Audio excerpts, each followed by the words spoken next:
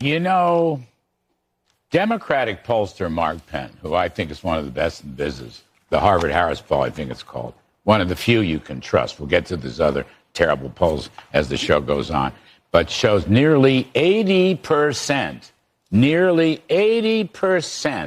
of Americans support not just the zero border closing, the zero immigration to the border, but the deportations. The deportations, okay? And Benny Johnson shares yet another massive bombshell dropped by the Trump administration.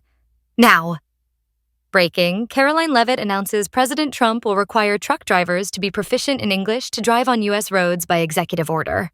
And then the third executive order, which actually speaks to the heart of your question earlier about the Uber drivers, will be a order directing the Department of Transportation to include English literacy tests for our truckers. This is a big problem in the trucking community that, unless you're in that community, you might not know. But there's a lot of communication problems between truckers on the road with federal officials and local officials as well, which obviously is a public safety risk. So we're going to ensure that our truckers, who are the backbone of our economy, are all able to speak English. That's a very common sense policy in the United States of America. So the president will be signing that later this afternoon. And an all-American truck driver himself, Chicago Ray One says, Trump froze $2 billion in federal funds because Governor Pritzker's sanctuary status. Now, when he calls government agencies, they don't want to talk to him. Apparently, Pritzker was giving illegals free health care and wanted you to pay for it. No big surprise there, right? But Trump just put a stop to it. I don't know about you, but this is exactly what I voted for. But is now apparently caught in limbo.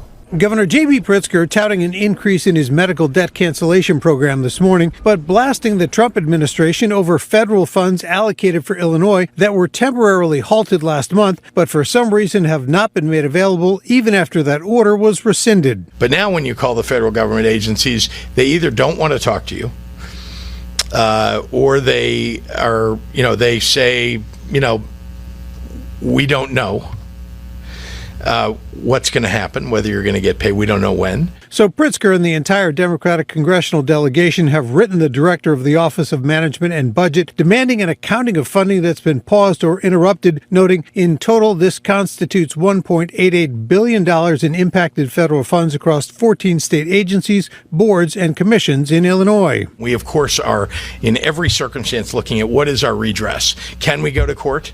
And if not, are we, is there some other way that we can get that funding source turned back? So now, here's what comes next. In response to getting his hand slapped by the GOAT, Democrat billionaire that controls dozens of NGOs and is the sitting governor of Illinois is calling for mass resistance to the federal government and demanding his constituents ensure that Republicans must not know a moment of peace. Now listen to this. Just in, White House exclusive, Stephen Miller slams Governor Pritzker's mass protests call as inciting violence, links it to left-wing terrorism, and says Dems wage war on federal law as Trump's border crossings drop 95%. Let everyone know in the comments, is this insurrection? Watch. Live from the West Wing. See it here on your screen. Have a take a few questions. Stephen, Illinois Governor Pritzker just called for mass protests and disruption, saying Republicans cannot know peace, while Trump's border crossings are down 95% and ICE is locking up 800 criminals. Is Pritzker inciting insurrection, and will DOJ take action? Well, what I would say is that his comments, if nothing else, clearly could be construed as inciting violence. So President Trump survived 2 assassination attempts against his life. Of course, there's been many more credible threats against President Trump and his family and associates. We've, of course, seen the spate of left-wing domestic terrorism all across this country. By the way, the destruction of property sits directly adjacent to attacks on humans and physical attacks. In other words, once you tolerate and once you allow for attacks on property, you're just a step away from people throwing Molotov cocktails into people's homes. And you've even seen some, I think one example of a formerly prominent Washington Post journalist who seemed to be celebrating the murder of a healthcare CEO, right? Health insurance CEO.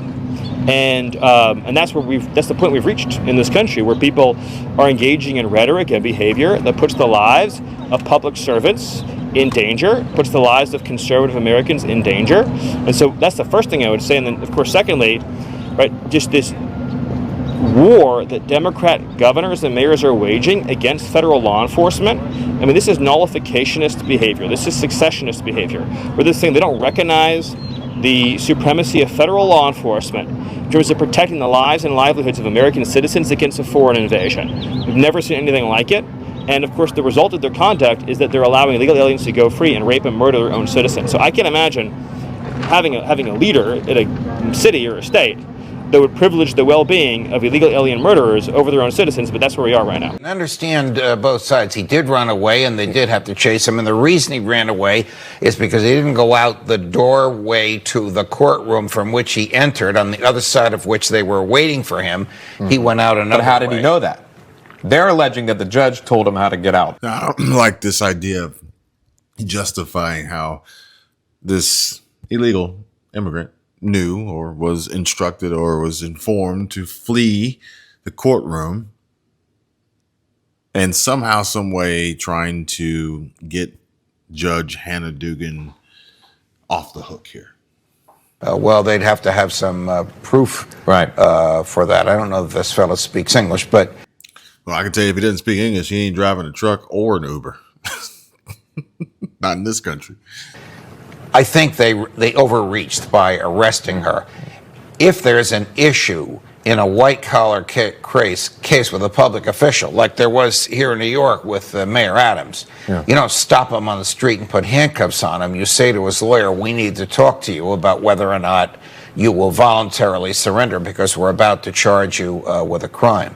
But because they're on a bit of a jihad against judges, I guess, the choice of words here is very, very triggering, depending. But I mean, I guess, they did at least extend that offer to President Trump and allowed himself to turn himself in, right? He should at least do the same for all these others. Oh, yeah. But President Trump didn't actually commit any crimes. Yeah, there's that. Decided to make an example out of this. I think this is the wrong case out of which to make an example. I think she has immunity. She can decide where a person leaves her courtroom from and what she says to that person. And I don't think she should decide that this person is going to leave the courtroom out the freaking back door, okay? And avoid the bailiff. You see what I'm saying? She can't be prosecuted for it. But we'll see. This will be resolved in a federal court. They persuaded I read the affidavit that the FBI agent submitted to the magistrate, which justified the arrest warrant for her. There never was an arrest warrant for this fellow, but there obviously was an arrest warrant for her, and they believe they have enough evidence with which to convict her. Yeah, you can't give these folks an inch. They'll take a mile. She needs to be made an example of, right? Lewd acts in front of a child, assault, lewd and lascivious acts against a child, illegal gun, child, sexual offense against of a child, and it goes on and on. Even sodomy of a child. If you're an American and you do these things in a foreign country, you are going to face serious consequences, probably the death penalty. You'll probably go to a prison and never come out again. This is exactly what Joe Biden and the Democrats were allowing into our country, harboring and protecting these people. God bless President Trump and his administration for rounding them up, arresting them, and they're going to face consequences. And America absolutely voted for this.